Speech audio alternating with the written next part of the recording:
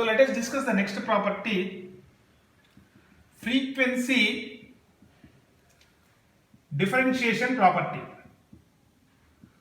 Frequency differentiation property. So let us see what is this property. If x of t signal Fourier transform is say x of omega, so then what we will do is that we multiply with minus jt on left side x of t. If you multiply with this term, we have to just differentiate on the right term, x of d by d omega of x of omega. So that's why this property is called as frequency differentiation, because we are differentiating the frequency term on the right side. That's why this property is called as frequency differentiation property. Proof. The proof is very simple. Just write the definition of Fourier transform, that is x of omega is equal to formula, and differentiate, this term will come. So let us see very simple proof. The definition of Fourier transform, the definition of Fourier transform of x of t is, what is the formula? Simply x of omega is equal to, what is the formula? Integral minus infinity to infinity x of t into e power minus j omega t dt. So if we want to find out x of t's Fourier transform, so the entire answer will come in terms of omega, that is called as x of omega. Now differentiate on both sides. Differentiate on both sides with respect to what we have to do with respect to omega.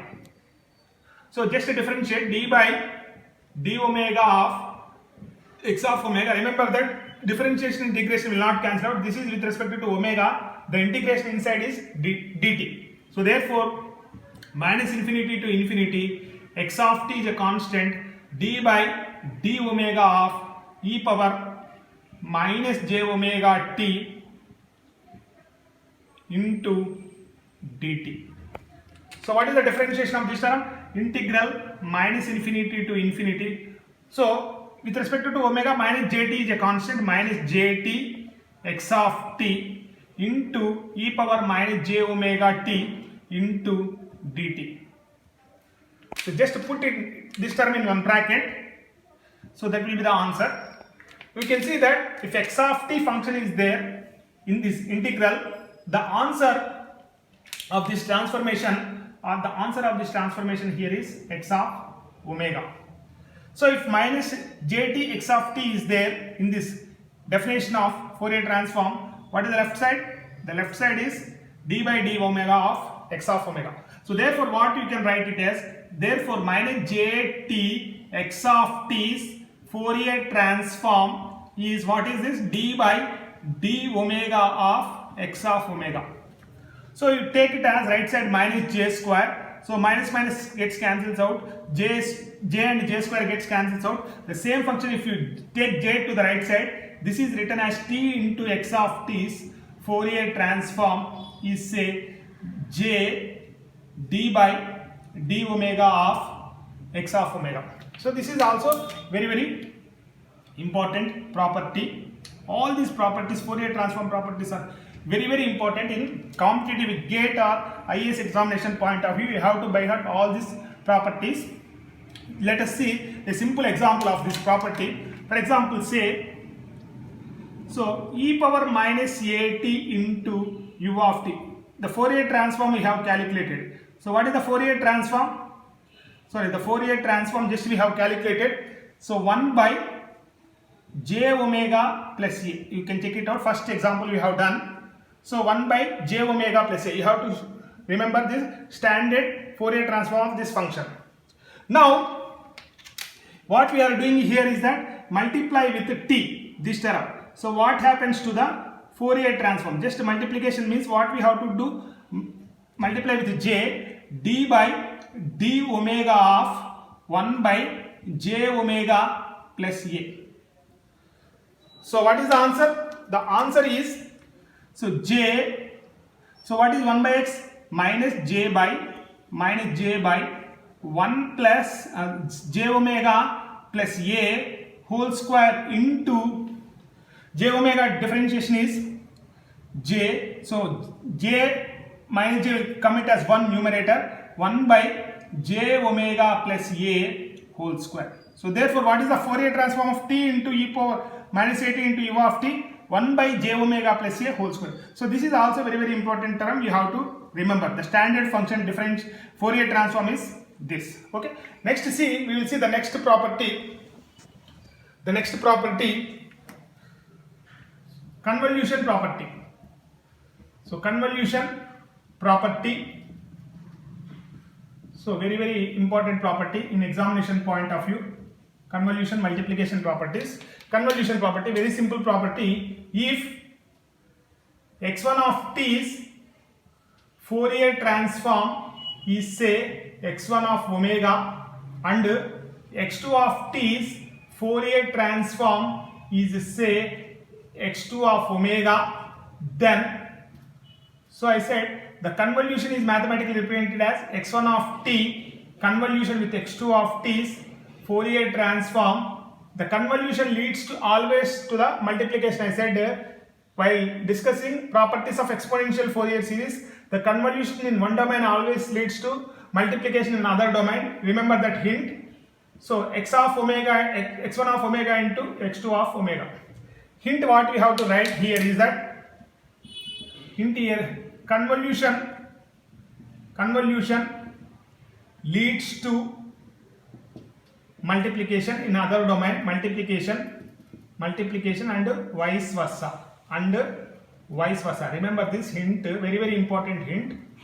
So before that I defined the convolution, the mathematical definition of convolution. The mathematical definition of convolution of x1 of t and x2 of t, x2 of t is, so how it is defined mathematically, very simple. x1 of t convolution with x2 of t, very simple formula, integral minus infinity to infinity. In the first function we have to replace by tau, in the second function we have to replace t minus tau with respect to d tau. So this is the very important formula of this subject, signals and systems. You have to by heart this formula, very important convolution formula. So very important formula of signals and system subject. So now, this is the mathematical definition of the convolution, how it is defined. So here coming to the proof, what we want to find out? We want to find out the Fourier transform of x1 of t convolution with x2 of t. So this is the Fourier transform of this function we have to find out. So what we will take this, we will put this function in the definition. So convolution of x1 of t convolution with x2 of t into e power minus j omega t dt. So just write the definition of convolution in this formula. Integral minus infinity to infinity. What is this definition? The definition of this is, so mathematical definition just I have written above, minus infinity to infinity x1 of tau into x2 of t minus tau d tau. So this is the definition of convolution. Just put, so that is e power minus j omega t dt.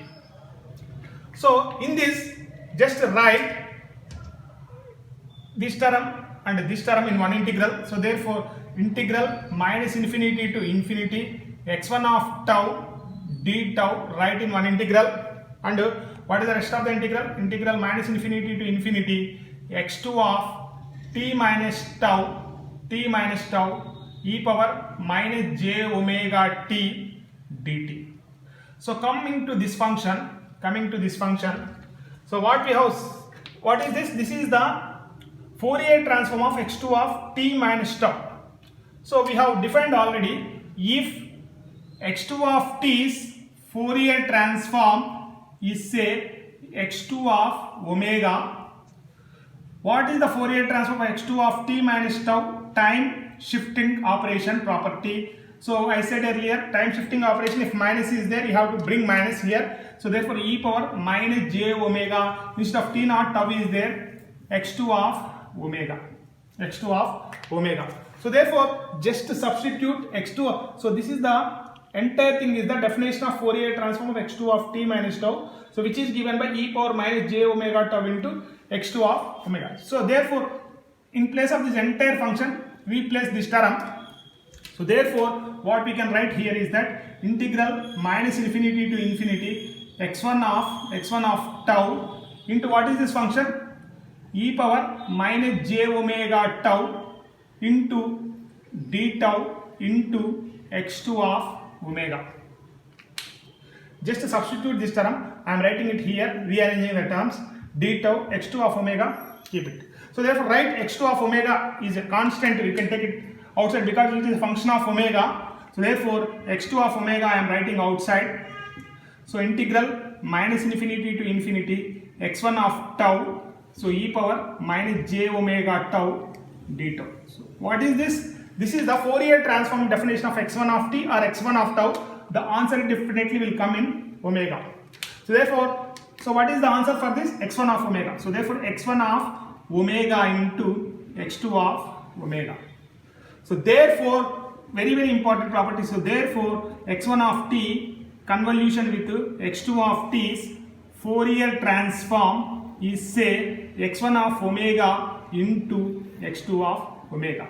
The convolution leads to multiplication.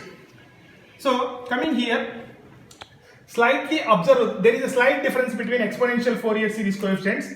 So remember, if x1 of t's exponential Fourier series coefficients are Cn, x2 of t's exponential Fourier series coefficients are Dn. So then the convolution of two periods between x1 of t convolution with x2 of t's exponential Fourier series coefficients are capital T. You have to write capital T Cn into Dn. That is the only difference. We have to take capital T into Cn into Dn. Observe this slight difference in the properties of convolution property of exponential Fourier series and Fourier transform. So this is the about these two properties, frequency differentiation property and convolution property. Thank you.